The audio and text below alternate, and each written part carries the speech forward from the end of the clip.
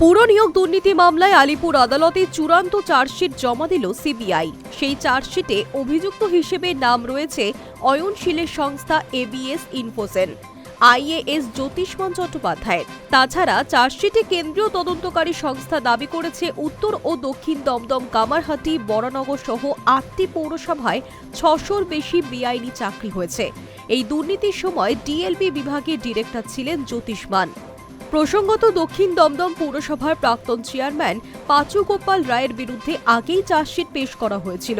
কেন্দ্রীয় তদন্তকারী সংস্থা সিবিআই এর সূত্র অনুযায়ী এই দুর্নীতির সঙ্গে যুক্ত তালিকায় উঠে আসে বেশ কয়েকজন রাজনৈতিক নেতা-নেত্রীর ঘনিষ্ঠ ব্যক্তির নাম।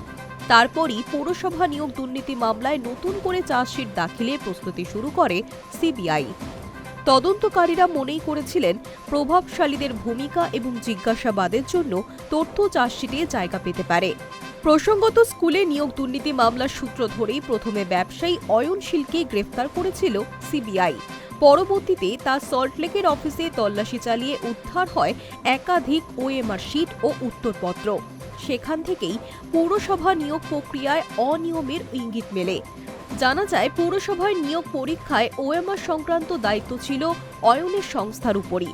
তদন্তে নেমে এই সূত্র ধরেই একের পর এক অভিযুক্তকে গ্রেফতার করে সিবিআই। ২৪ সালে এই মামলায় প্রথম চার্জশিট দিয়েছিল সিবিআই। নিয়োগ দুর্নীতিতে কিভাবে টাকা লেনদেন হতো সেই চার্জশিটে তার হদিস দিয়েছিল তারা। পাশাপাশি কিভাবে চাকরি পাওয়া যেত তাও উল্লেখ করা হয়েছিল।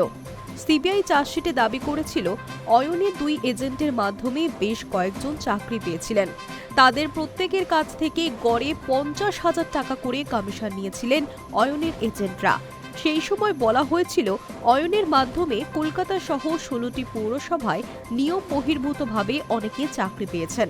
চার্জশিটে শ্রমিক চৌধুরী নামে এক এজেন্টের কথা জানায় সিবিআই। সিবিআই এর তদন্তে দাবি করা হয় অয়নশীলের ঘনিষ্ঠ বন্ধু ও এজেন্ট শ্রমিকের মাধ্যমে ১০ থেকে ১২ জন চাকরি প্রার্থী বিভিন্ন পৌরসভায় নিয়োগ পেয়েছিলেন। পাশাপাশি দেবেশ চক্রবর্তী ওরফে কানুদা নামে আরও এক এজেন্টের নাম উঠে এসেছে, যার মাধ্যমে অন্তত ১৪ জন প্রার্থী অর্থের বিনিময়ে চাকরি পেয়েছেন বলে অভিযোগ উঠছে। তদন্তকারীদের মতে প্রত্যেক চাকরি প্রার্থীর কাছ থেকে অয়নের এজেন্টরা ৫০,০০০ টাকা করে আদায় করেছিলেন। এখানেই শেষ নয়, কেন্দ্রীয় তদন্তকারী সংস্থার দাবি ছিল পৌরসভা নিয়োগ প্রক্রিয়ায় মোট ১,৮২৯ জন বেআইনিভাবে চাকরি পেয়েছেন। এই বিপুল সংখ্যক নিয়োগে প্রত্যেকটি ক্ষেত্রই ছিল সিবিআই এর নজরদারিতে। High news network.